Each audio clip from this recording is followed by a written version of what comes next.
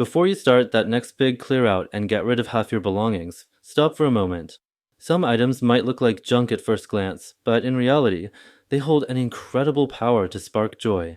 Today, I'm going to show you 5 shocking things you should absolutely never throw away. Old, ugly childhood toys. These well-worn items are more than just pieces of plastic or fabric. They are time machines that transport us back to carefree years and remind us of forgotten dreams and emotions. Travel souvenirs that don't match your decor. Even though they might not fit with a minimalist interior, these dust collectors are the essence of our adventures and memories.